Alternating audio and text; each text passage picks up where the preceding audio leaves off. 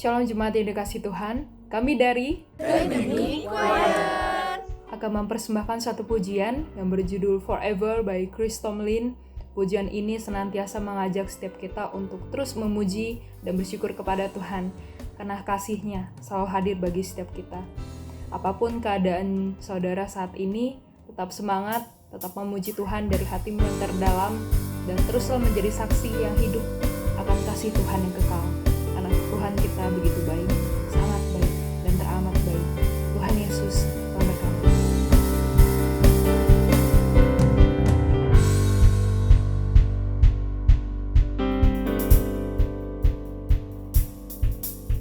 Give thanks to the Lord, our God and King. His love endures forever. For He is good, He is above all things. His love endures forever. Sing praise, sing praise. With a mighty hand and outstretched arm, His love endures forever.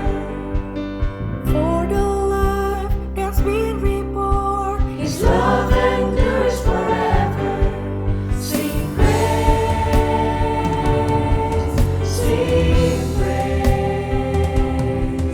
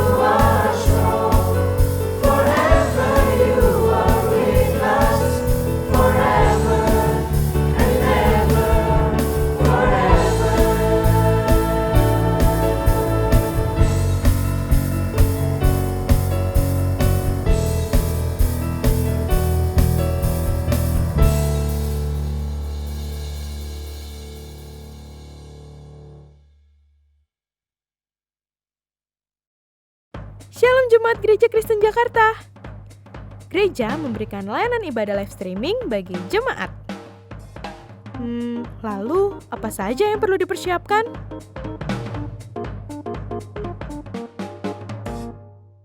Pilihlah jam ibadahmu dan ikuti tepat waktu. Jangan sampai terlambat ya.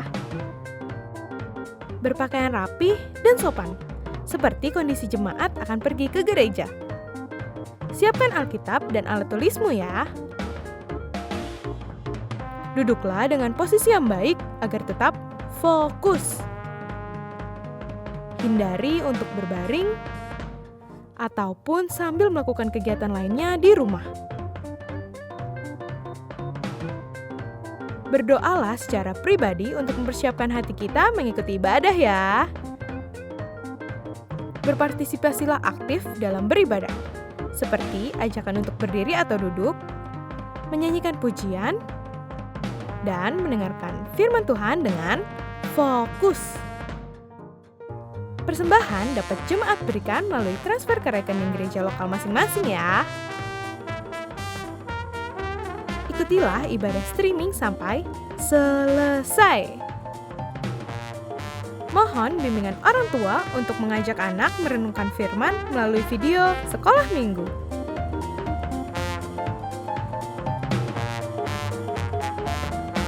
Selamat beribadah, Tuhan Yesus memberkati.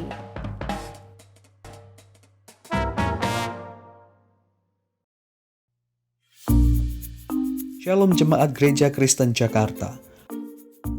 Mulai minggu depan tanggal 28 Juni 2020, streaming ibadah kita sudah ada di channel YouTube Sinode Gereja Kristen Jakarta juga.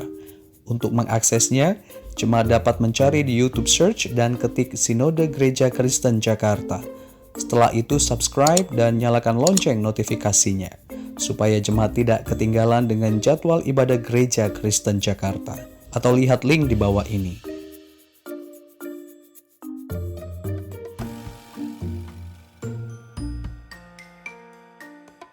Sampai jumpa. Tuhan Yesus memberkati kita. Shalom, Bapak Ibu Saudara yang terkasih di dalam Tuhan Yesus Kristus. Bagaimana kabarnya kita hari ini? Saya berharap kita semua selalu dalam keadaan sehat dan dalam perlindungan Tuhan senantiasa. Kita bersyukur pada hari Minggu ini kita boleh datang kembali untuk beribadah bersama-sama. Mari kita persiapkan hati kita dengan sungguh-sungguh. Arahkan hati dan pikiran kita untuk beribadah kepada Tuhan. Sidang jemaat yang dikasihi Tuhan Yesus Kristus, saya undang kita semua untuk berdiri. Marilah kita memasuki saat teduh, mempersiapkan hati kita untuk beribadah kepada Tuhan.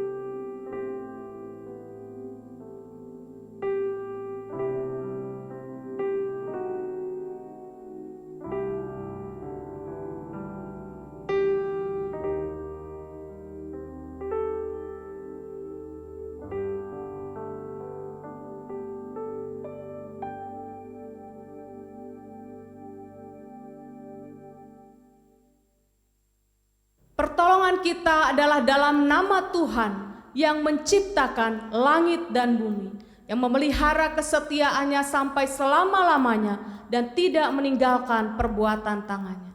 Ibadah ini dimulai di dalam nama Bapa dan Anak dan Roh Kudus. Jemaat dipersilakan duduk kembali.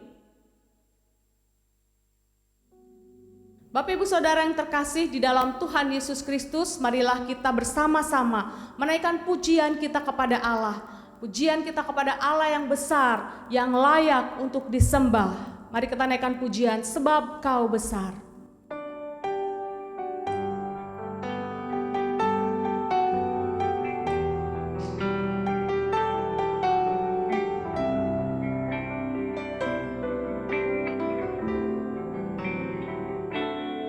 Ku beri kemuliaan dan hormat, ku angkat suara pujian, ku agungkan namamu. Ku beri kemuliaan dan hormat,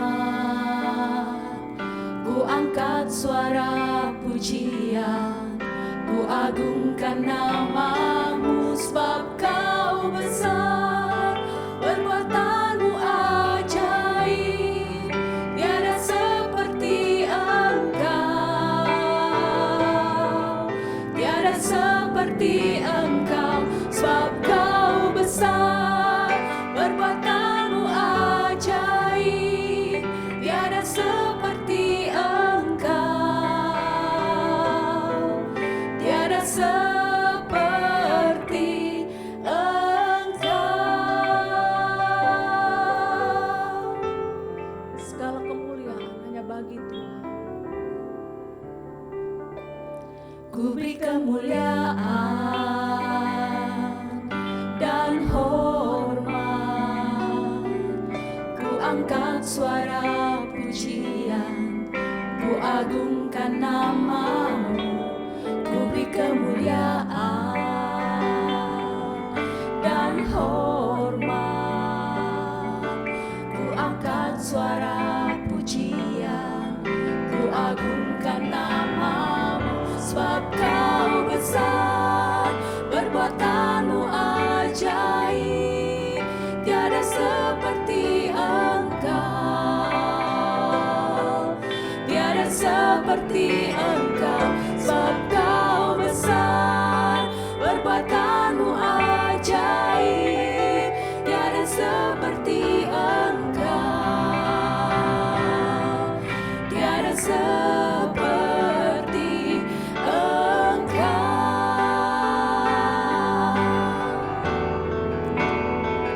Sebab kau besar, perbuatanmu ajaib, tiada seperti engkau, tiada seperti engkau. Sebab kau besar, perbuatanmu ajaib, tiada seperti engkau, tiada seperti engkau, tiada seperti engkau, tiada seperti engkau.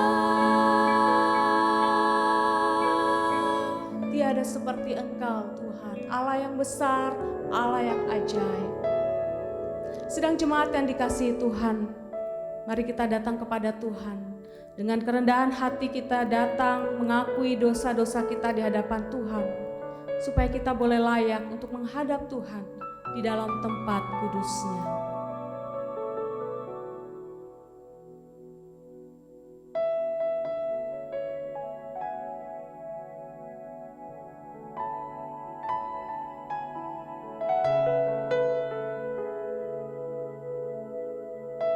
Bapa di surga, kami mengucap syukur kepadamu ya Tuhan. Kalau pada hari Minggu ini kami boleh datang bersama-sama dengan seluruh umat-Mu untuk beribadah kepada Tuhan. Terima kasih Tuhan untuk kesempatan yang Tuhan berikan pada kami semua. Kami boleh bersama-sama memuji Engkau, memuliakan Tuhan, bahkan mendengarkan firman Tuhan yang akan disampaikan oleh hamba-Mu. Kiranya firman Tuhan boleh memberkati kami dan menguatkan iman kami. Berkati setiap kami pada hari ini ya Tuhan. Di dalam ibadah ini, Engkau yang memimpin kami dari awal hingga akhirnya, biar semua dapat berjalan dengan baik. Terima kasih Tuhan Yesus. Terpujilah nama-Mu. Di dalam nama Tuhan Yesus Kristus, kami berdoa. Amin.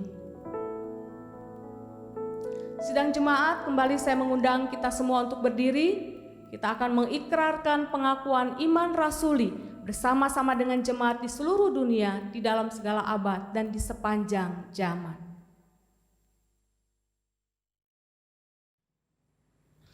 Pengakuan iman rasuli. Aku percaya kepada Allah, Bapa yang Maha Kuasa, Khalik langit dan bumi, dan kepada Yesus Kristus anaknya yang tunggal Tuhan kita, yang dikandung daripada Roh Kudus, lahir dari anak darah Maria, yang menderita sengsara di bawah pemerintahan Pontius Pilatus, disalibkan, mati dan dikuburkan, turun ke dalam kerajaan maut. Pada hari yang ketiga, bangkit pula dari antara orang mati, naik ke surga, duduk di sebelah kanan Allah, Bapa yang Maha Kuasa, dan dari sana ia akan datang untuk menghakimi orang yang hidup dan yang mati. Aku percaya kepada Roh Kudus, gereja yang kudus dan am, persekutuan orang kudus, pengampunan dosa, kebangkitan tubuh, dan hidup yang kekal. Amin. Bapak Ibu, kita masih tetap berdiri, kita akan bersama-sama memuji Tuhan dengan penuh semangat. Karena Allah adalah sumber kekuatan kita. Kita akan naikkan pujian ini, Allah sumber kuatku.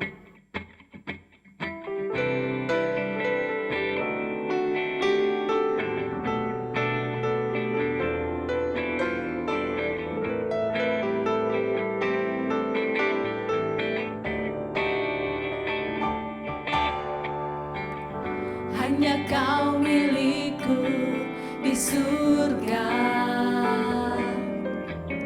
tiada yang ku ingini di bumi, hanya Kau. Tak ku andalkan kekuatanku, namun yang pasti kan tetap selamanya. Allah sumber kuatku, Allah sumber kuatku, Allah sumber kuatku dan bagianku selamanya. Allah sumber kuatku, Allah sumber kuatku, Allah sumber kuatku dan bagianku selamanya, selamanya. Hanya Kau milikku, hanya Kau milikku di surga, tiada yang ku ingini di bumi, hanya Kau. Tak ku andalkan kekuatanku, namun yang pasti kan tetap selamanya. Allah sumber kuatku, Allah sumber kuatku, Allah sumber kuatku dan bagianku selamanya. Allah sumber kuatku, Allah sumber kuatku, Allah sumber kuatku dan bagianku selamanya. Allah sumber kuatku, Allah sumber kuatku, Allah sumber kuatku dan bagianku selamanya. Allah sumber kuatku, Allah sumber kuatku, Allah sumber kuatku dan bagianku selamanya, selamanya, selamanya, selamanya, selamanya. Haleluya. Allah adalah sumber kekuatan kita untuk selama-lamanya. Jemaat dipersilakan duduk kembali.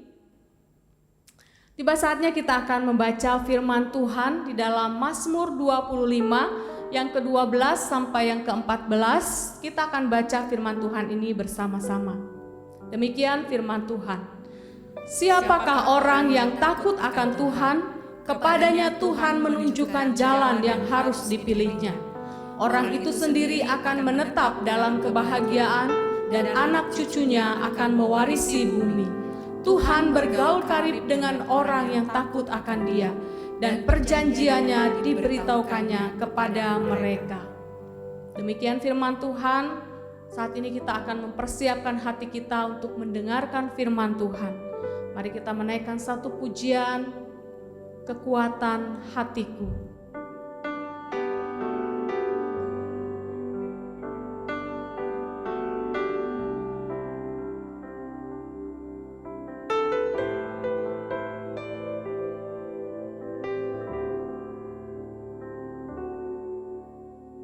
Kuasa-Mu nyata di dalam kelemahanku, kekuatan-Mu menopang seluruh hidupku. Dari mana datang pertolonganku?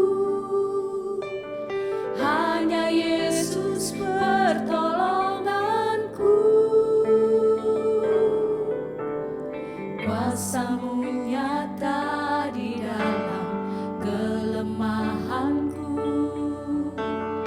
kekuatan-Mu menopang seluruh hidupku. Dari mana datang pertolonganku? Hanya Yesus pertolonganku. Engkaulah sumber kekuatan hatiku, tempat persembunyianku. Engkau penolong di saat susahku, tempat perlindunganku. Kebenaran dan perisai di hidupku. Kuasa-Mu nyata di dalam kelemahanku. Kuasa-Mu nyata di dalam kelemahanku, kekuatan-Mu menopang seluruh hidupku. Dari mana datang pertolonganku? Hanya Yesus pertolonganku. Engkaulah sumber kekuatan hatiku, tempat persembunyianku. Engkau penolong di saat susahku, tempat perlindunganku. Kebenaran dan perisai di hidupku. Engkaulah sumber kekuatan. Mari kita berdiri. Sumber kekuatan hatiku, tempat persembunyianku. Engkau penolong di saat susahku, tempat perlindunganku. Kebenaran dan perisai di hidupku. Kau menara dan perisai. Kebenaran dan perisai di hidupku.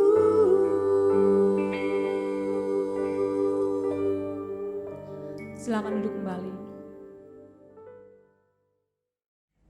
Mari rekan-rekan kita tundukkan kepala dan kita akan berdoa sebelum kita membaca dan merenungkan firman Tuhan. Bapa di sorga, terima kasih untuk segala kasih dan kebaikan-Mu. Hari demi hari, minggu demi minggu telah kami lewati. Dan kami bisa melihat bagaimana tangan penyertaan-Mu senantiasa menolong setiap kami. Entah kami sadar ataupun kami tidak sadar. Tapi kami yakin dan percaya kalau kami bisa menjalani seluruh kehidupan di tengah segala macam tantangan yang ada. Kami percaya itulah bukti nyata bagaimana Engkau Allah yang memberkati, Allah yang beranugerah. Maka saat ini kami mau datang untuk belajar firman Tuhan, supaya kami yang sudah diberikan anugerah demi anugerah itu boleh hidup terus-menerus menjadikan diri kami saluran anugerah dan berkat bagi sesama kami. Pakailah hamba-Mu di dalam segala kelemahan dan keterbatasannya untuk boleh menolong jemaat-jemaat Tuhan belajar kebenaran firman Tuhan, sehingga setiap kami, termasuk hamba-Mu, akan belajar firman Tuhan ini, akan dibuat melihat Allah dengan lebih jelas lagi, dibuat takjub akan segala kasih dan kebaikan-Mu. Dan kemudian kami percaya tangan topangan-Mu itu kembali akan menolong kami untuk hidup berdasarkan kebenaran firman Tuhan ini. Dengar doa setiap kami ya Tuhan. Demi Yesus Kristus kami berdoa, kami berserah diri. Amin. Shalom rekan-rekan sekalian, selamat hari Minggu. Saya sungguh bersyukur mempunyai kembali kesempatan untuk bisa bersekutu dengan rekan-rekan. Meskipun dari jarak jauh, saya dari tempat saya, dari rumah saya, di kota saya, yaitu kota Surabaya, tapi boleh bersekutu bersama-sama di dalam roh dan kebenaran, beserta dengan seluruh jemaat yang ada di Jakarta. Terima kasih untuk kepercayaannya. Dan hari ini saya rindu untuk mengajak setiap kita kembali boleh mengingat akan kasih Tuhan. Sebagaimana yang tadi saya sebutkan di dalam doa, bahwa kalau kita boleh menoleh ke belakang, kita boleh mengingat apa yang ada di perjalanan masa lalu kehidupan kita. Secara khusus mungkin sejak awal tahun 2020. Maka bukankah kita percaya bahwa kalau di tengah-tengah kondisi yang buruk, chaos kacau ini, kita masih bisa menjalani sampai dengan hari ini. Sebagian mungkin menjalani dengan baik, tetapi sebagian mungkin menjalani dengan bertatih-tatih. Tetapi toh pada akhirnya kita tetap bisa sampai di hari ini, di saat ini. Maka bukankah itu bukti ada penyertaan, ada tangan kasih Tuhan. Bisa jadi kita tidak menyadarinya ketika Tuhan memberkati dan menolong kita. Tetapi kalau kita mau dengan tenang, merenungkan secara serius, saya akan percaya kita tidak bisa mengelak bahwa Tuhanlah yang memimpin dan menolong kehidupan setiap kita.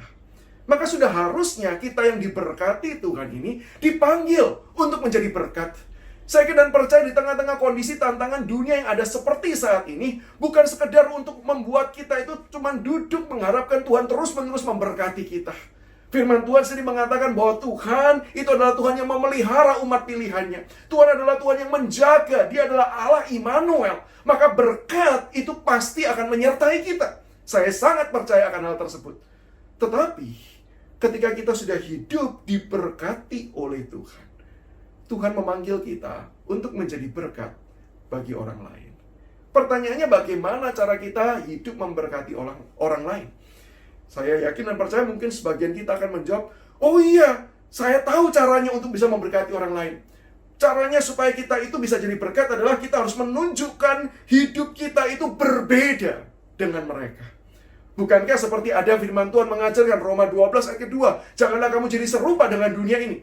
Kalau kita hidup serupa dengan dunia ini, maka orang tidak perlu bertanya, kenapa kamu hidup jalannya seperti itu? Toh sama saja. Tetapi ketika kita hidup berbeda, ada kemungkinan orang bisa tanya, kenapa kamu pilih yang seperti itu? Apalagi di tengah begitu banyak jargon-jargon yang kita sering dengar, berani tampil beda.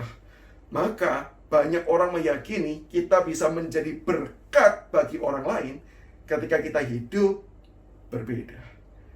Saya setuju, meskipun saya ingin bertanya, beda yang seperti apa yang kita maksudkan?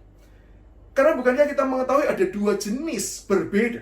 Yang pertama itu adalah berbeda dalam pengertian yang aneh. Bukankah orang aneh itu juga adalah orang yang berbeda? Dan menjadi aneh itu menjadi suatu hal yang cukup mudah. Kita tinggal melakukan apa yang orang lain tidak biasa lakukan. Dan memang tidak seharusnya dilakukan seperti itu. Contoh, ketika kita harusnya kalau berjalan itu maju ke depan, kalau mau menjadi orang yang berbeda, di dalam pengertian aneh, gampang, tinggal jalan mundur aja. Kita sudah jadi orang aneh. Demikian juga kalau kita itu biasanya makan lauk pauk, makanan-makanan yang memang layak untuk dimakan. Kalau mau menjadi berbeda dalam kategori aneh, makan saja paku, kaca, besi. Bukankah ketika kita melakukan itu, kita sudah menjadi berbeda? Tetapi perbedaan semacam ini tidak akan membuat kita menjadi berkat. Karena berbeda ini dalam pengertian kita menjadi orang aneh. Dan celakanya, ada beberapa kehidupan orang Kristen yang berbeda di dalam definisi aneh. Sebagai contoh, ada orang yang kemudian di tengah-tengah dunia teknologi sekarang ini, saya pernah berjumpa dengan seorang Kristen yang berkata bahwa saya tidak akan menggunakan teknologi sama sekali. Saya tidak akan memakai semua hal tersebut. Dia anti semua teknologi, hidup di zaman teknologi. Maka saya yakin dan percaya, orang seperti ini bukannya akan menjadi berkat, tetapi justru akan menjadi cibiran orang. Dan saya yakin dan percaya dia tidak akan bisa kemudian memberkati banyak orang yang sudah hidup di dalam zaman teknologi, bukan? Karena dia tidak mempunyai dan dia tidak mengakses semua hal tersebut. Ada juga orang yang anti berbagai macam budaya yang asalnya dari dunia. Saya mau katakan bahwa memang tidak semua budaya dari dunia adalah budaya yang beres. Tetapi kalau kita kemudian mengambil langkah ekstrim, yaitu pokoknya saya anti semua jenis budaya dunia ini. Pokoknya yang saya hanya mau pakai, yang hanya saya mau ikuti adalah sesuatu hal yang datangnya dari gereja. Datangnya bahkan dari denominasi tertentu saja. Yang denominasi lain pun kalau ada sesuatu hal yang berbeda sedikit akan ditolak. Maka saya yakin dan percaya hidup orang seperti ini pun berbeda sih. Tetapi bukan menjadi berkat karena kategorinya adalah aneh. Nah, hari ini saya rindu kita boleh belajar menjadi orang yang sudah diberkati Tuhan. Dan dipanggil hidupnya untuk menjadi saluran berkat bagi orang lain. Mari kita belajar untuk menjadi seseorang yang hidupnya berbeda. Tetapi bukan aneh. Karena hidup kita yang berbeda adalah hidup di dalam sebuah kualitas tertentu. Suatu kualitas sebagaimana yang firman Tuhan ajarkan. Dan itulah yang juga kita lihat. Kehidupan berbeda itulah yang tercatat dalam satu bagian firman Tuhan. Yaitu satu kisah tentang seorang anak Tuhan yang ada di dalam perjanjian lama. Yang juga kita bisa baca di dalam perjanjian baru. Berarti kalau dia hidup di dalam zaman perjanjian lama, tetapi sampai dikutip ulang di dalam perjanjian baru, kita tahu berarti harus ada hal-hal yang kita perhatikan dari hidup orang ini. Belum tentu sih hidupnya positif. Bisa jadi disebutkan sebagai sebuah peringatan. Ingat, seperti orang ini pernah jatuh dalam dosa, jangan engkau mengulanginya. Bisa jadi seperti itu. Tapi bisa ada kemungkinan yang kedua, yaitu karena hidupnya memang mempunyai kualitas-kualitas tertentu. Sehingga kemudian di dalam perjanjian baru pun disebutkan kembali untuk menjadi sebuah pengajaran, dorongan, supaya setiap jemaat Tuhan, setiap orang percaya, boleh mempunyai kualitas hidup yang berbeda. Sehingga kita bisa menjadi berkat bagi orang lain. Nah, hari ini kita akan belajar bersama-sama dari seorang tokoh yang namanya Henokh. Henokh yang dimaksudkan ini adalah keturunan Adam dari Set. Mari kita membaca bersama-sama satu bagian firman Tuhan yang terambil dari kitab Kejadian, pasal yang kelima, ayat 21 hingga ayat yang ke-24. Kejadian 5, 21 hingga 24. Silakan setiap kita bisa membuka Alkitab kita masing-masing. Saya akan membacakan bagi setiap kita. Setelah Henokh hidup 65 tahun, ia memperanakkan Metusalah. Dan Henokh hidup bergaul dengan Allah selama 300 tahun lagi. Setelah ia memperanakkan Metusalah, dan ia memperanakkan anak-anak lelaki dan perempuan. Jadi Henokh mencapai umur 365 tahun. Dan Henokh hidup bergaul dengan Allah lalu ia tidak ada lagi, sebab ia telah diangkat oleh Allah. Kalau kita perhatikan, catatan kehidupan Henokh ini adalah sebuah catatan kehidupan yang berbeda. Tetapi bukan aneh. Berbeda dari apa? Berbeda dari catatan-catatan orang-orang sebelum dan keturunan-keturunan sesudahnya. Saya mengajak kita mencoba memperhatikan konteks dekatnya, yaitu bagian sebelum catatan Henokh dan bagian sesudah catatan Henokh. Mari kita perhatikan Kejadian 5 ayat 18. Setelah Yared hidup 162 tahun, ia memperanakan Henokh. Jadi ini sebelum Henokh, turunannya leluhurnya Henokh. Dan Yared masih hidup 800 tahun setelah ia memperanakan Henokh, dan ia memperanakan anak-anak laki-laki dan perempuan. Jadi Yared mencapai umur 962 tahun, lalu ia mati. Coba bandingkan sekarang dengan catatan sesudahnya. Kejadian 5:25. Setelah Metusalah hidup 187 tahun, ia memperanakan Lamek. Dan Metusalah masih hidup 782 tahun setelah ia memperanakan Lamek, dan ia memperanakan anak-anak laki-laki dan perempuan. Jadi Metusalah mencapai umur 969 tahun, lalu ia mati. Kalau kita memperhatikan catatan-catatan ini, bukankah kita bisa mendapatkan ada ciri-ciri yang sama yang senantiasa disebutkan? Saya bisa katakan ada 3 ciri. Yang pertama, yaitu ada penyebutan usia ketika mendapatkan keturunan.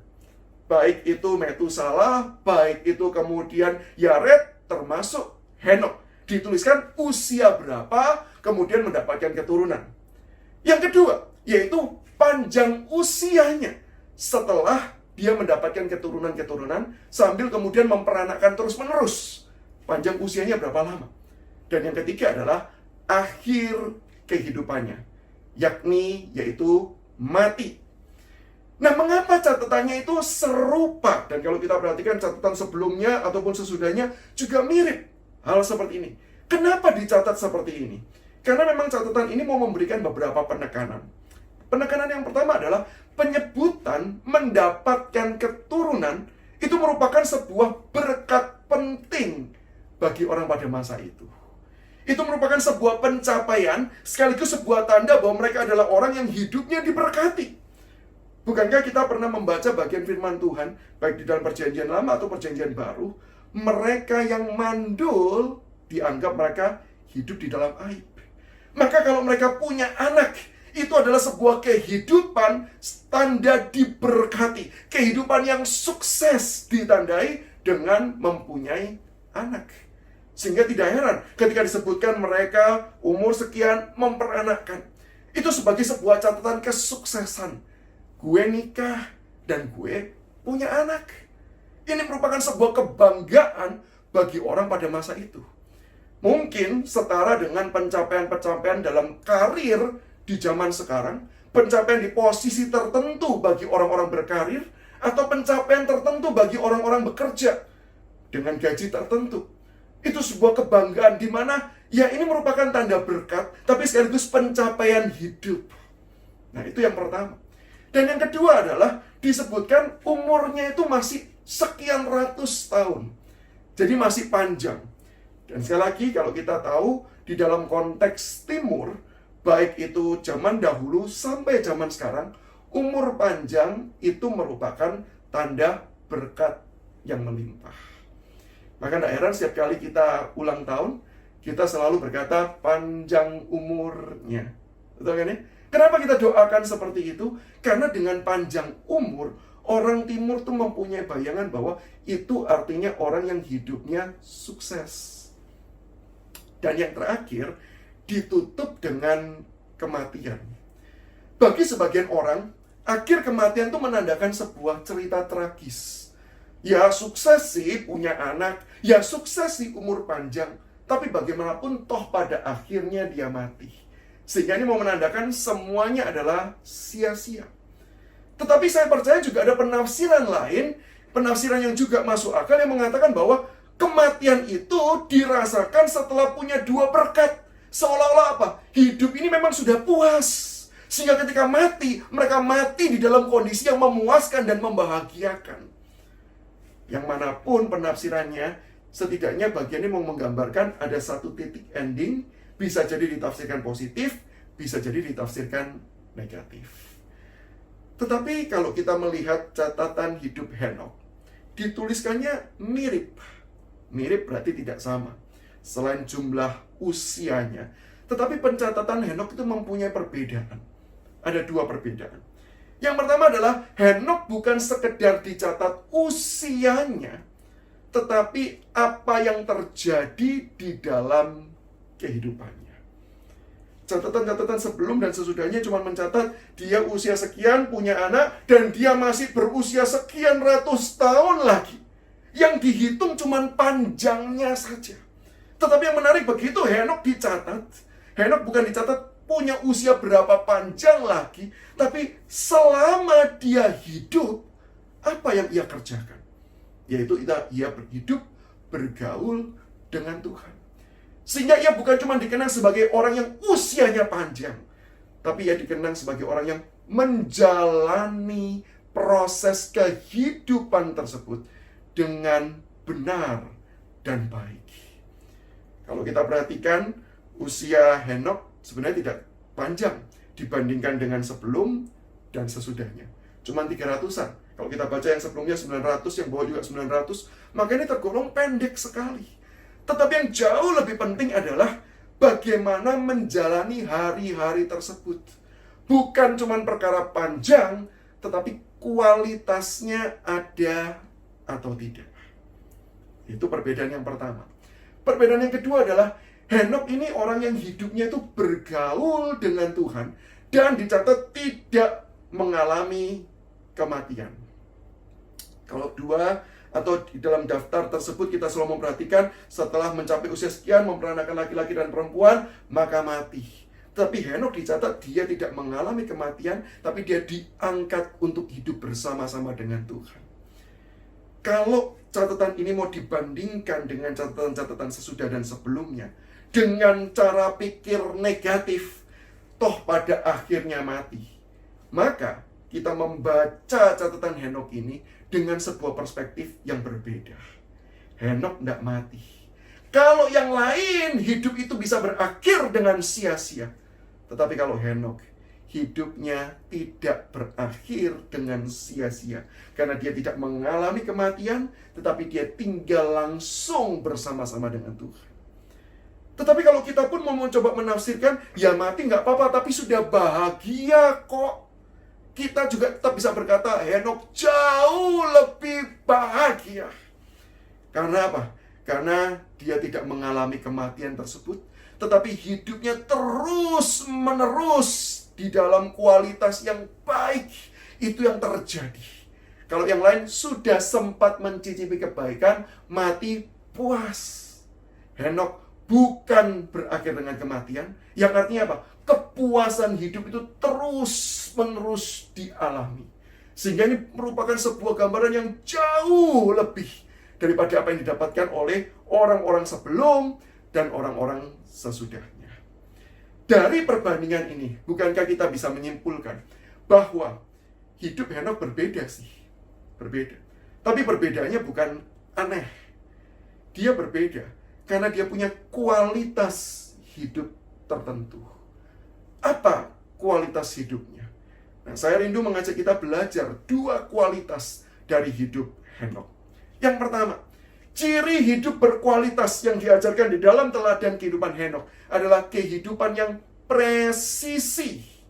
Presisi. Artinya apa? Tepat. Tidak ada penyimpangan sedikit pun, tepat. Atau bahasa yang seringkali dipakai dalam Alkitab adalah tepat sebagaimana yang Tuhan inginkan. Kalau kita lihat yang menarik dari catatan Henokh dan yang membuat catatan Henokh berbeda dari dari orang-orang sebelum dan sesudahnya adalah dituliskan Henokh ini hidup bergaul dengan Tuhan. Kata hidup bergaul dengan Tuhan itu lebih tepat kalau kita terjemahkan berjalan bersama Allah. Nah, biasanya bagian ini langsung ditafsirkan, oh artinya Henokh itu hidup berelasi intim dengan Tuhan. Yang kemudian langsung ditarik aplikasinya, berarti kita ini harus punya kehidupan rohani yang intim, harus menjalankan ritual rohani, sama seperti Henok. Oh Bapak Ibu, tentu saya tidak melarang. Tentu saya sangat mendukung setiap orang Kristen perlu membangun kehidupan rohani yang baik. Tetapi, yang menjadi kesalahan kalau kita segera menarik kesimpulan secepat itu adalah kita bisa mencapai sebuah kesimpulan. Orang yang melakukan ritual rohani itu sudah pasti sama dengan orang yang hidupnya berelasi dengan Tuhan. Padahal, belum tentu orang yang hidupnya melakukan berbagai macam ritual, berbagai macam aktivitas adalah orang yang hidupnya juga dekat dengan Tuhan. Bukankah ada orang yang membaca Alkitab sebagai cuma sekedar rutinitas, tanpa punya pemaknaan hidup di dalamnya? Orang yang berdoa juga belum tentu orang itu punya relasi pribadi dengan Tuhan. Kalau doanya cuma sekedar permintaan, tanpa pernah ada penyerahan hidup kepada Tuhan. Demikian juga orang yang pergi ke gereja, belum tentu orang yang sungguh-sungguh mencari Tuhan. Kalau tanya kenapa ke gereja? Ya karena orang Kristen. Bukankah orang Kristen harus pergi ke gereja? Sehingga dengan melakukan ritual, belum tentu kita itu mempunyai kehidupan rohani yang tepat dan benar. Bahkan yang lebih celaka, kita itu bisa berbuat dosa di dalam melakukan ritualistik. Kita itu bisa masuk dan terjebak di dalam dosa ketika kita melakukan segala ritual-ritual tersebut. Ada orang yang beribadah dengan tujuan supaya dia bisa menyogok Tuhan. Tuhan, saya sudah datang kepada hadapanmu, saya sudah melakukan segala yang engkau inginkan, maka jangan lupa berkati saya lebih dan lebih lagi. Dia beribadah bukan karena dia mau menjalin relasi, tapi dia mau beribadah untuk mendapatkan sesuatu yang lebih dari Tuhan. Banyak orang bisa berbuat dosa di dalam melakukan ritualistiknya. Tetapi ketika kita itu berelasi intim dengan Tuhan, ketika kita memang sungguh-sungguh untuk kemudian membina komunikasi relasi yang penuh kasih, maka saya percaya di waktu momen itu, kita tidak akan terjebak di dalam dosa. Nah, kenapa catatan Henok hidup bergaul dengan Allah ini dicatatkan? Kenapa penulis itu menuliskan bagian ini? Karena sebenarnya dimaksudkan oleh penulis dalam kitab Kejadian bukan sekedar Henok itu berelasi dengan Tuhannya. Tetapi yang dimaksudkan adalah kita perlu membacanya di dalam kacamata Kejadian pasal pertama, kedua, sampai ketiga. Yaitu memang manusia diciptakan menurut gambar dan rupa Allah dengan satu tujuan. Untuk hidupnya memang terus-menerus berelasi dengan Tuhan. Itulah artinya gambar dan rupa Allah. Di dalam salah satu tafsiran, apa sih maksudnya orang yang hidup diciptakan menjadi gambar dan rupa Allah? Artinya hidupnya itu mau tidak mau selalu harus kemudian bercermin, harus terus-menerus bergantung kepada Allah, sumbernya itu. Maka ketika manusia diciptakan menjadi gambar dan rupa Allah, sudah merupakan bagian hidup manusia, hidup bergantung kepada Tuhan. Hidup terus-menerus berelasi dengan Tuhan. Maka bukankah ketika dosa itu masuk, gambaran yang terjadi apa? Ketika manusia melanggar akan perintah Tuhan, manusia ingin hidup mandiri, bisa mengetahui dan memutuskan mana baik dan mana benar menurut kehendak hatinya sendiri. Ketika manusia sadar dia sudah salah, manusia segera pergi sembunyi dari hadapan Allah. Artinya apa? Sudah tidak mau lagi berelasi. Yang tadinya terus-menerus berelasi dengan Tuhan. Dosa itu membuat ada jarak. Dosa itu membuat kita tidak sanggup berelasi dengan Tuhan. Sehingga gak heran, Tuhan yang kemudian cari manusia. Tuhan yang kemudian datang untuk kemudian mencari manusia yang terhilang tersebut. Sehingga ketika digambarkan bahwa Henok itu hidup bergaul dengan Tuhan. Dengan kata lain, bagi penulis, Henok melakukan seperti yang seharusnya manusia itu lakukan. Henok melakukan yang tepat sebagaimana yang Tuhan itu maksudkan di dalam kehidupan manusia. Dan inilah yang menjadi catatan penting. Hidup yang tepat sebagaimana yang Tuhan itu inginkan. Pertanyaannya bagi setiap kita hari ini ketika kita merenungkan firman Tuhan ini, apakah hidup kita adalah hidup yang sudah tepat di mata Allah? Apakah kita adalah orang yang sudah hidupnya adalah hidup yang presisi, sesuai dan seturut dengan kehendak Tuhan? Bukan kehidupan yang kita rancang dan kita jalani dengan semau kita sendiri. Apa sih ciri-ciri orang yang hidupnya itu presisi atau hidupnya itu tepat sebagaimana yang Tuhan inginkan? Saya bisa secara cepat memberikan 3 ciri-ciri. Yang pertama, orang yang hidupnya presisi adalah orang yang hidupnya menjalankan panggilan Tuhan. Ketika Tuhan menciptakan setiap kita, Tuhan menghadirkan kita di dalam dunia ini. Tuhan menghadirkan kita bukan tanpa maksud, tapi Tuhan punya maksud dan rencana. Tuhan punya tujuan. Tuhan punya panggilan bagi hidup setiap kita. Maka pertanyaannya adalah ketika kita menjalani hidup ini, menjalani hari-hari hidup kita, apakah kita tuh peduli kepada panggilan Tuhan itu? Atau kita menganggap bahwa ya, pokoknya saya bisa menikmati, pokoknya saya bisa enjoy, pokoknya saya bisa merasakan senang, it's okay. Saya sudah merasa ini cukup dalam hidup saya. Orang yang demikian adalah orang yang tidak peduli kepada panggilan Tuhan. Orang yang seperti ini, meskipun mungkin secara moralitas universal hidupnya baik, tetapi hidupnya tidak tepat. Hidupnya tidak presisi. Dan orang yang seperti ini adalah orang yang tidak akan bisa menjadi berkat bagi orang lain. Pertanyaannya, sudahkah kita peduli kepada panggilan Tuhan bagi hidup setiap kita? Yang kedua, orang yang hidupnya presisi adalah orang yang hidupnya di dalam kebenaran. Dia tahu panggilan Tuhan dan dia menjalaninya di dalam kebenaran. Orang yang terus-menerus hidup berusaha melakukan kebenaran-kebenaran Allah, menegakkan kebenaran-kebenaran Allah, menegakkan prinsip-prinsip ajaran firman Tuhan. Orang seperti ini adalah orang yang hidupnya presisi, tepat. Hari ini, pedulikah kita kepada apa kata Tuhan?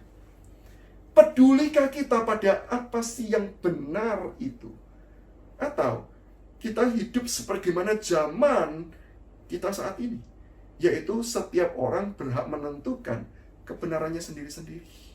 Apakah itu yang menjadi pola kita hidup, menjalani hidup ini? Bapak Ibu, saya sungguh bersyukur. Saya bersyukur dan bersuka cita melihat kehidupan anak-anak saya. Satu kali saya membaca, diajak istri saya katakan, coba perhatikan chat anak kita dengan sepupunya.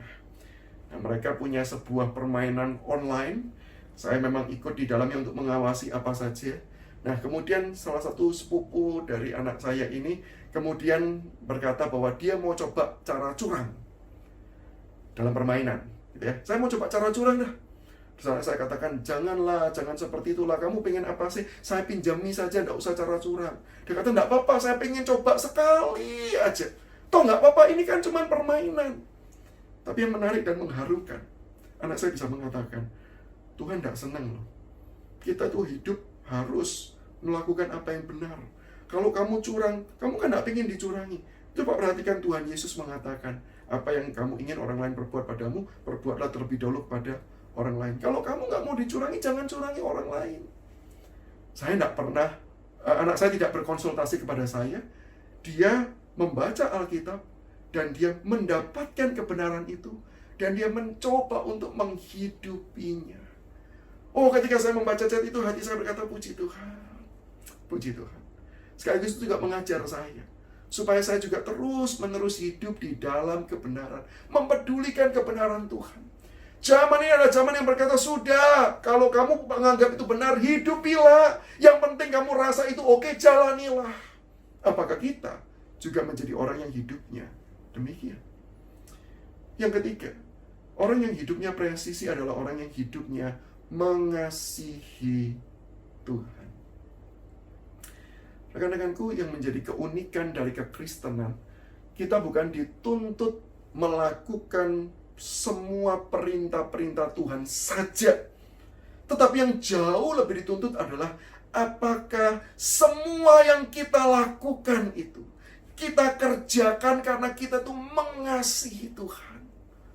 Kalau yang kita lakukan dan kita kerjakan itu cuman sekedar sebagai sebuah pekerjaan kita, untuk kemudian kita serahkan kepada Tuhan, memohon berkatnya, atau memohon jangan sampai dihukum, maka kita bukan menjalankan kehidupan kekristenan yang baik. Kita bukan menjalankan kehidupan kekristenan yang sejati. Karena menjadi orang Kristen berarti menjadi anak-anak Allah. Yang Allah inginkan adalah setiap kita itu melakukan semua karena kita itu mengasihi Tuhan yang sudah terlebih dahulu mengasihi hidup setiap kita. Ketika kita menjalani kehidupan ini dengan kebenaran, ketika kita menjalani kehidupan ini melakukan panggilan Tuhan, kita kerjakan itu bukan sekedar karena disuruh, tapi karena keluar dari hati yang mengasihi Tuhan, hati yang rindu melakukan yang terbaik. Karena apa? Tuhan sudah memberi yang terbaik. Bukan sebagai balas budi, bukan hitung-hitungan, tetapi rasa syukur yang melimpah. Apakah itu yang kemudian menjadi dasar kita menjalani kehidupan hari-hari kita? Karena kita ini mengasihi Tuhan. Apakah ketika kita melayani Tuhan, itu sebagai rasa syukur, rasa kasih kita yang kita berikan kepada Tuhan? Ketika kita membaca firman Tuhan, apakah itu keluar sebagai rasa syukur, rasa kasih kita kepada Tuhan? Ketika kita berbuat baik kepada sesama, apakah itu keluar sebagai rasa syukur dan kasih kita kepada Tuhan? Di tengah-tengah kondisi pandemi seperti ini, ada begitu banyak orang yang hidupnya susah. Bahkan saya yakin dan percaya kita pun juga mengalami dampak-dampak. Maka bukankah di dalam kondisi yang seperti ini orang semua bisa memikirkan dirinya sendiri, dan itu normal. Saya katakan normal ya, bukan benar. Normal, karena semua susah.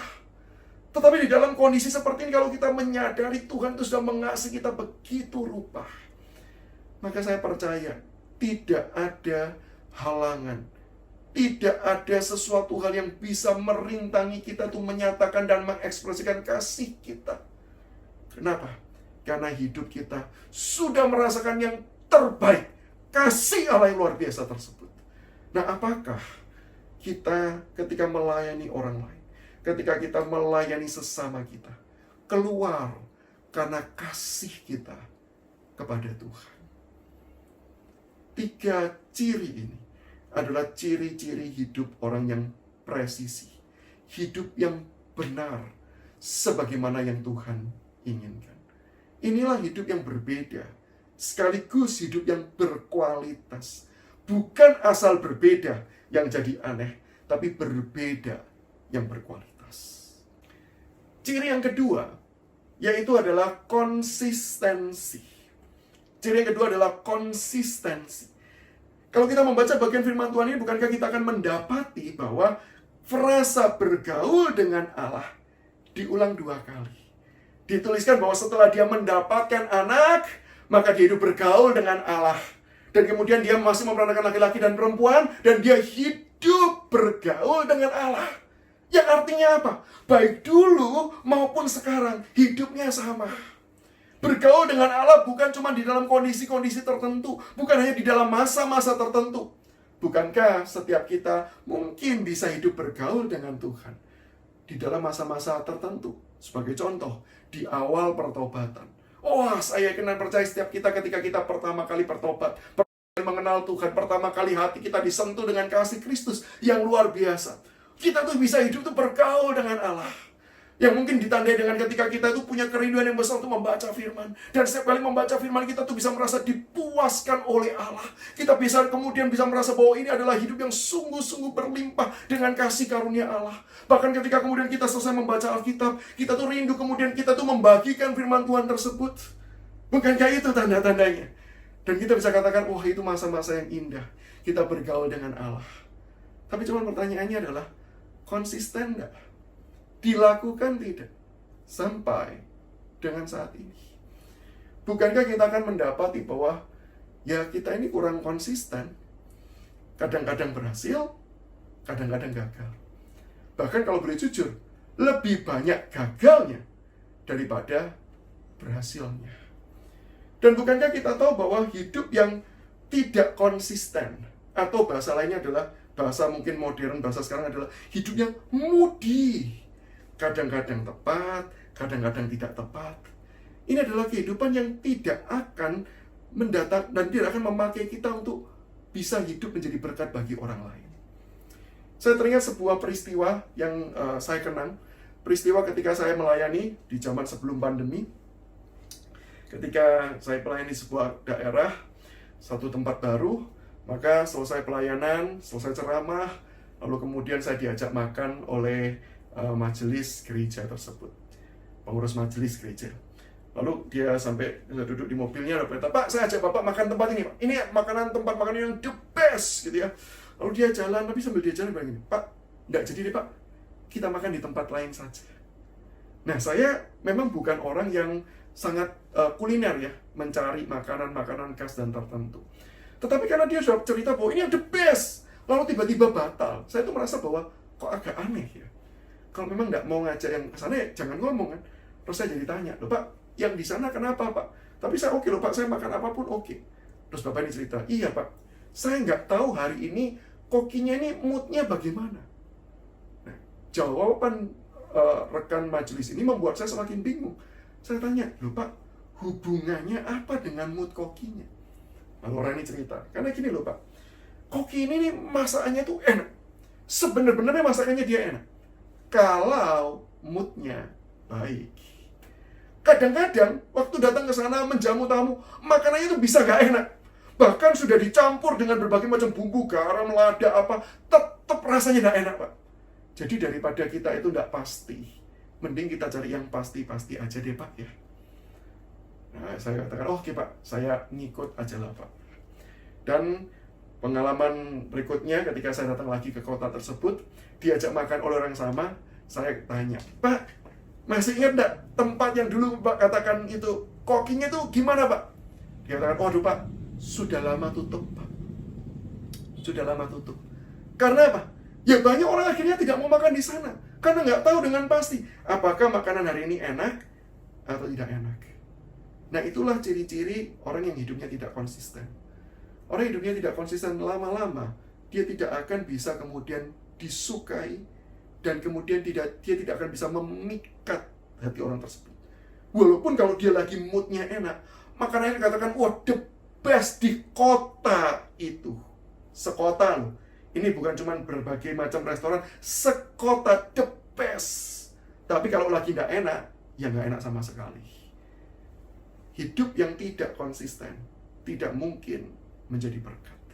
Dan bukankah kita harus jujur mengakui seringkali hidup kita tidak konsisten? Apa yang menyebabkan? Yang pertama adalah karena kita hidup di dalam natur berdosa.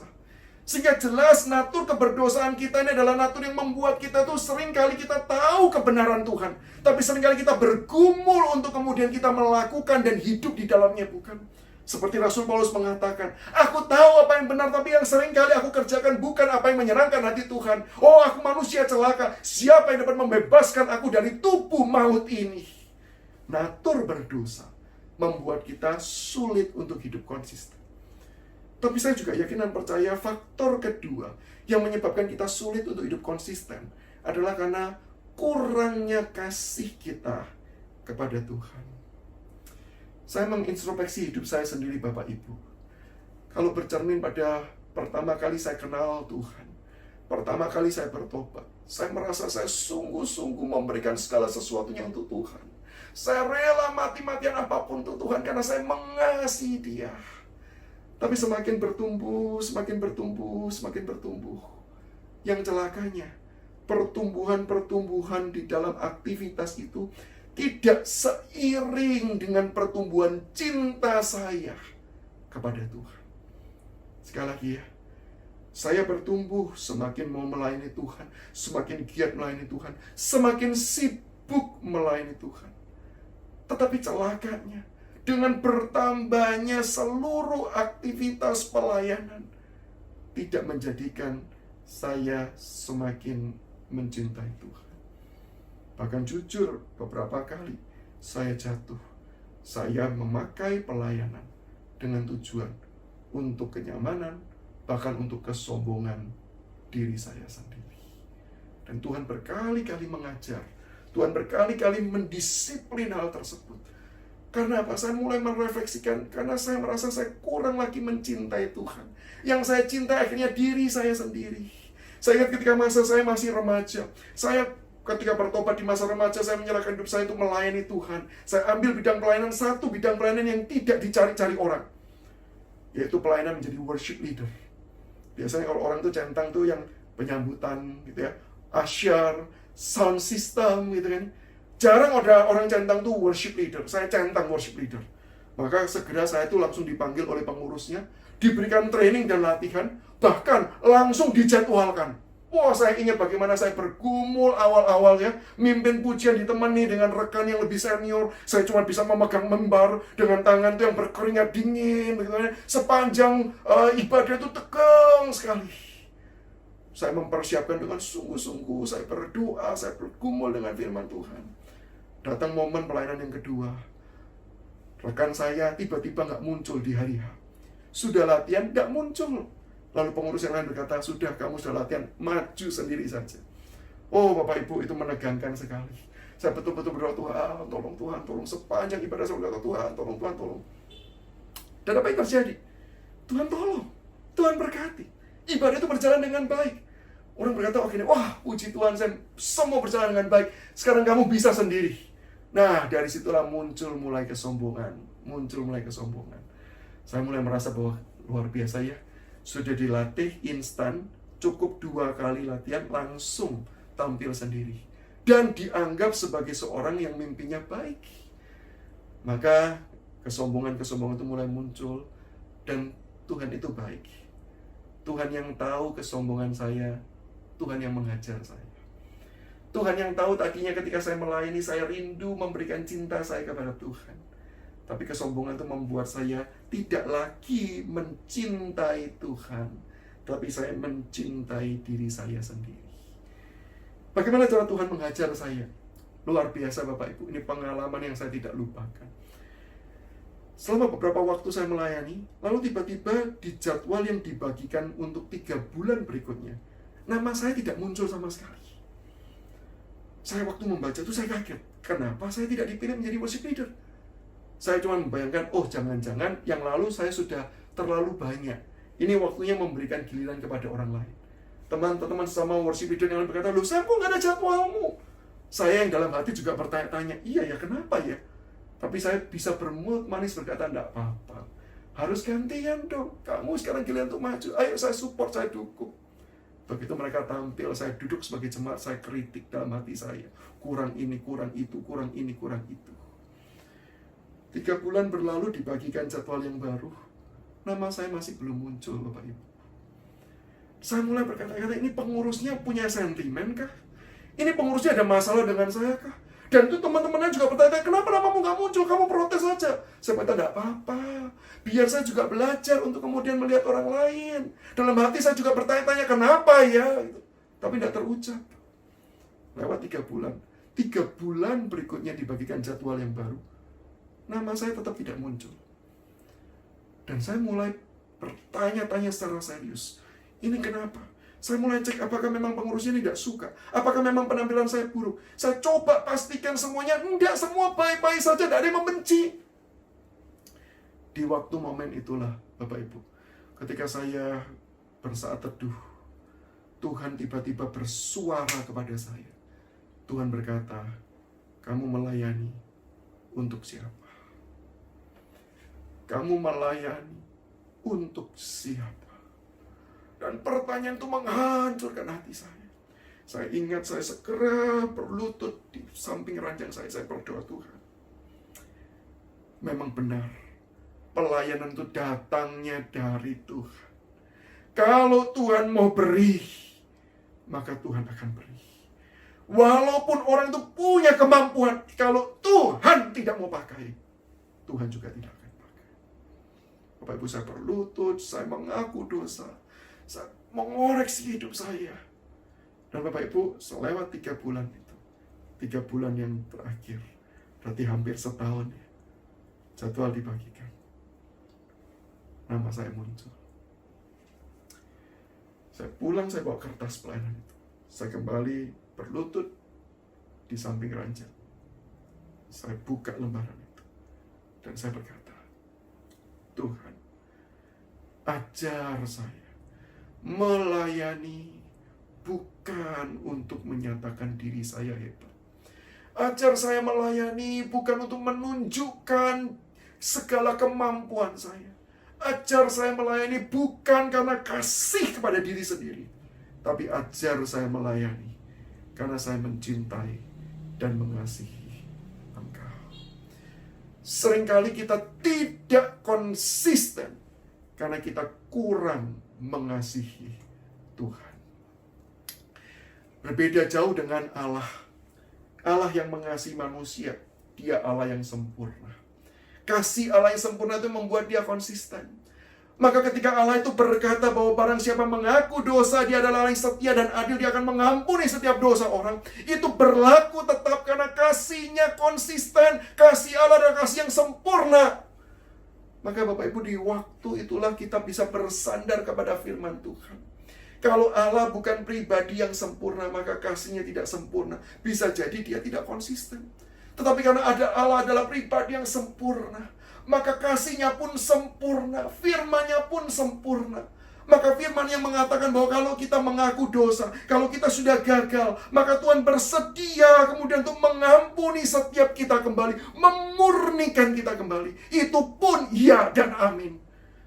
Maka dengan kesadaran akan hal itu, Bapak Ibu, kita bukankah diingatkan, kalau kita ini lemah, kita ini tidak mampu untuk konsisten. Bapak Ibu, firman Tuhan mau berkata, bersandarlah kepada Tuhan yang konsisten itu. Ketika kita tidak mampu untuk kemudian hidup presisi secara konsisten, kita penuh dengan kelemahan, maka bukankah seharusnya kita menyandarkan hidup dan diri kita kepada tangan Allah yang konsisten, yang akan terus-menerus menolong, membentuk, mengasah kehidupan kita untuk kemudian bisa menjadi sebagaimana yang Tuhan inginkan. Maka bukankah itu yang diajarkan oleh firman Tuhan, oleh Tuhan Yesus di dalam Yohanes pasal 15? Tinggallah di dalam aku dan aku di dalam kamu. Tinggallah di dalam aku. Kenapa Tuhan mengundang supaya kita tinggal di dalam Dia? Karena kita tidak mampu konsisten. Kita tidak bisa. Maka dituliskan selanjutnya, di luar aku kamu tidak bisa berbuat apa-apa. Karena kita tidak mampu berbuat apa-apa, maka kita harus menyerahkan diri kita terus-menerus ke dalam tangan Allah yang konsisten itu. Dan biarlah hidup kita ini boleh ditopang oleh Dia yang konsisten, untuk kemudian terus-menerus bertumbuh menjadi pribadi yang lebih baik, pribadi yang lebih baik. Maka firman Tuhan Yesus juga mengatakan, tinggal di dalam aku dan aku di dalam kamu, maka engkau akan berbuah banyak. Bapak Ibu, kalau kita diminta untuk mengandalkan kekuatan diri kita sendiri, untuk kita bisa hidup di dalam kebenaran secara konsisten, saya percaya kita akan selalu gagal. Tetapi ketika kita sadar kita tidak bisa, kita sadar kita tidak berdaya, dan yang kita lakukan adalah kita menyandarkan dan menyerahkan diri kita ke dalam tangan Tuhan yang konsisten, maka pada waktu itulah Tuhan sanggup menopang, Tuhan sanggup menolong kita untuk kemudian hidup di dalam kebenarannya, dan akan membuat kita menjadi saluran berkat-berkat Tuhan. Maka dituliskan kita akan berbuah banyak. Maka pertanyaannya hari ini, sudahkah hidup kita adalah hidup yang senantiasa diingatkan untuk kita tuh senantiasa bersandar dan bergantung kepada Tuhan? Apakah kita senantiasa diingatkan bahwa kita itu adalah orang-orang yang tidak bisa konsisten, kita tidak berdaya? Maka datanglah kepada Tuhan, berserahlah kepada Tuhan, berharaplah kepada Tuhan, dan biarlah kasih-Nya yang konsisten itu menopang kita, menolong kita untuk hidup konsisten, untuk hidup di dalam kebenaran Tuhan. Maukah kita berserah kepada Tuhan? Maukah kita menyerahkan seluruh hidup kita kepada tangan kasih setia Tuhan yang selalu konsisten menyatakan kasih-Nya bagi diri kita? Mari kita tundukkan kepala dan kita berdoa.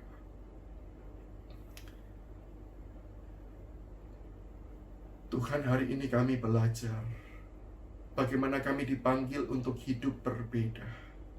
Bukan menjadi aneh, tetapi berbeda yang punya kualitas yang Tuhan akan pakai untuk menjadi berkat. Kami diajar, kami harus hidup presisi, hidup sebagaimana yang Tuhan inginkan. Dan kami juga diajar untuk hidup konsisten di dalam kebenaran. Tapi kami harus jujur mengakui, melihat dua ciri ini, kami langsung mengaku dengan jujur, kami tidak sanggup ya Tuhan, kami tidak mampu.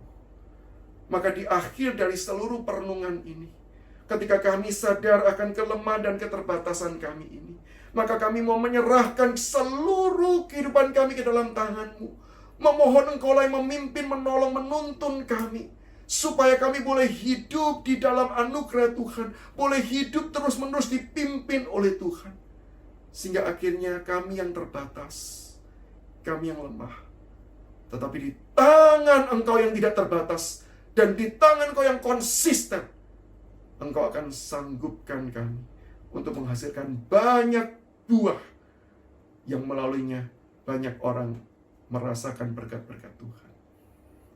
Bantu dan tolonglah setiap kami ya Tuhan. Dengar doa kami. Demi Yesus Kristus, kami berdoa, kami berserah diri. Amin. Terima kasih untuk hamba-Nya yang sudah menyampaikan firman Tuhan. Biarlah firman Tuhan boleh menjadi berkat bagi kita semua. Bapak Ibu, tiba saatnya kita akan bersama-sama membawakan doa syafaat kita. Kita akan berdoa untuk dua hal. Yang pertama, kita akan berdoa untuk pemulihan ekonomi dapat berjalan dengan cepat dan juga strategi penguatan ekonomi yang tepat dan efektif untuk membangkitkan ekonomi masyarakat. Kemiskinan dapat diatasi dan setiap orang yang telah kehilangan pekerjaan dapat kembali berkarya. Mari kita doakan untuk hal ini. Bapa di surga, saat ini kami datang membawa doa kami di hadapan-Mu ya Tuhan. Kami berdoa untuk pemulihan ekonomi di masa pandemi ini ya Bapa. Dalam masa-masa ini ya Tuhan, kiranya Tuhan menolong agar ekonomi juga dapat kembali pulih ya Tuhan. Kami berdoa Tuhan kiranya menolong ya Bapa, untuk mereka yang tidak bekerja juga mereka bisa kembali mendapatkan pekerjaan, dan usaha yang terpuruk Tuhan juga menolong agar kembali bangkit. Tuhan menyertai di dalam pemulihan ekonomi ini ya Tuhan. Kiranya Tuhan yang senantiasa memberikan perlindungan Tuhan bagi bangsa kami ini ya Bapa. Terima kasih Tuhan, inilah doa kami. Di dalam nama Tuhan Yesus Kristus kami berdoa. Amin. Yang kedua, kita akan doakan untuk keamanan bangsa dan pemerintahan kita dari setiap rencana-rencana jahat yang berusaha untuk dilakukan oleh orang-orang yang tidak bertanggung jawab. Kita doakan untuk pembukaan PSBB ini tidak menjadi kesempatan untuk berunjuk rasa atau tidak dimanfaatkan oleh pihak-pihak tertentu untuk kepentingan politik dan menciptakan ketidakstabilan bagi masyarakat. Mari kita doakan untuk keamanan bangsa Indonesia. Bapa di surga, saat ini kami juga berdoa untuk keamanan bangsa kami ya Tuhan. Kiranya Tuhan menyertai pemerintahan bangsa kami di dalam keamanan ini ya Bapa. Bangsa kami juga senantiasa mendapatkan perlindungan dari Tuhan, dari segala cara-cara iblis yang berusaha untuk mengkacaukan bangsa kami dengan situasi dan kondisi yang ada pada saat masa-masa pandemi COVID ini ya Tuhan.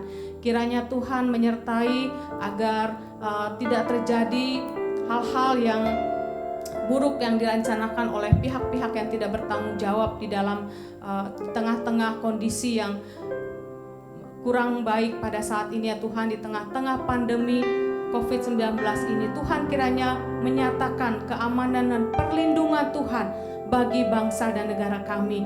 Terima kasih ya Tuhan. Inilah doa kami, hanya di dalam nama Tuhan Yesus Kristus kami berdoa. Amin. Demikian pokok doa kita, dan saat ini kita akan melihat bersama-sama warta yang ada di dalam slide. untuk jadwal pelayanan 1 minggu ke depan.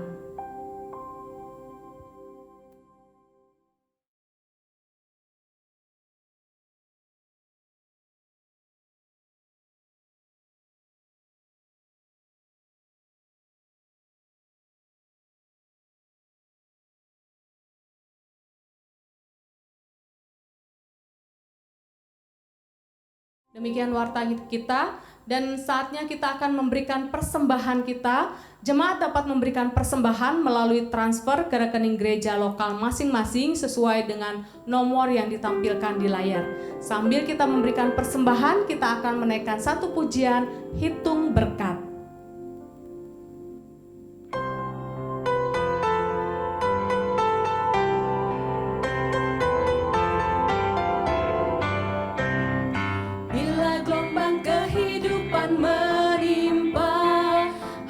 Jadi takut dan putus asa, jangan lupa berkat Tuhan hitunglah, pasti kau tercengang akan karyanya.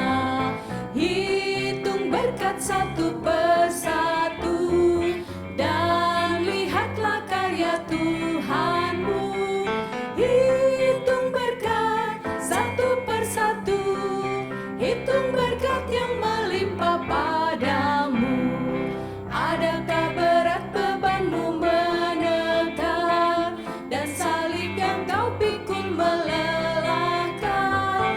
Hitung berkatnya, pastilah kau lega, kau kan bergirang dan terus memujinya. Hitung berkat satu persatu, dan lihatlah karya Tuhanmu.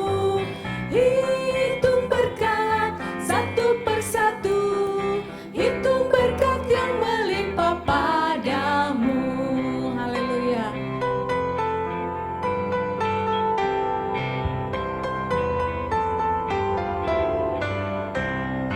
Bila kau memandang harta orang lain, ingat janji Kristus yang lebih permai. Hitung berkat Tuhan yang tak terbeli, pahala di surga yang tak terperi. Hitung berkat satu persatu, dan lihatlah karya Tuhanmu.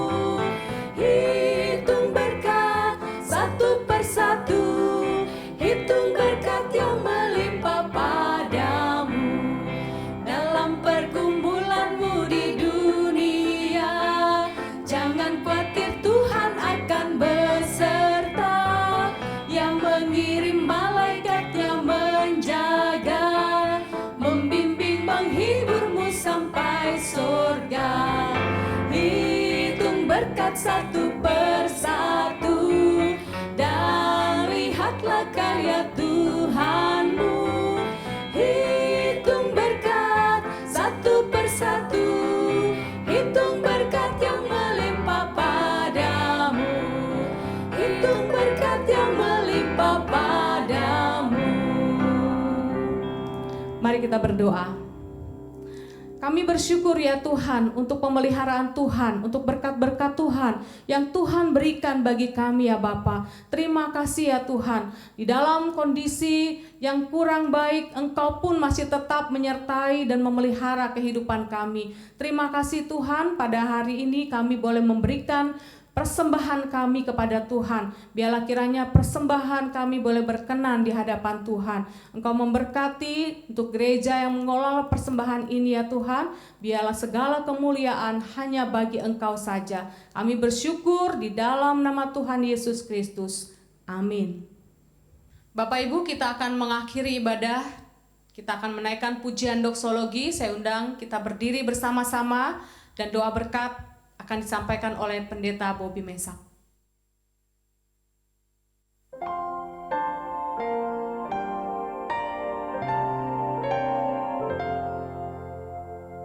Puji Allah Bapa Putra, puji Allah Roh Kudus.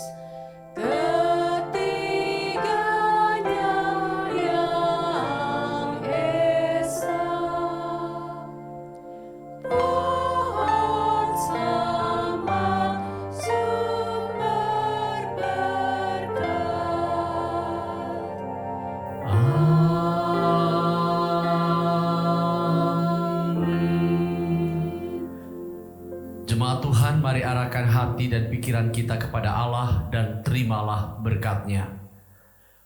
Tuhan mengasihi engkau dan melindungi engkau.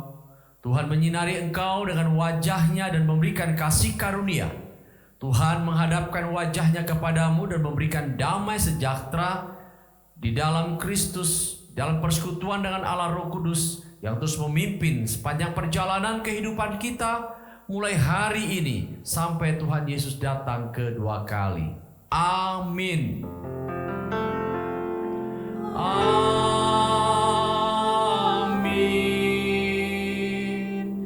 Amin.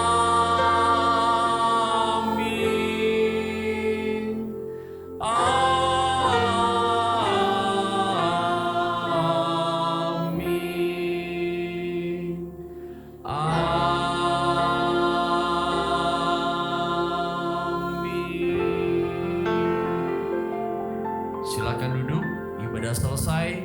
Tuhan Yesus memberkati kita semua.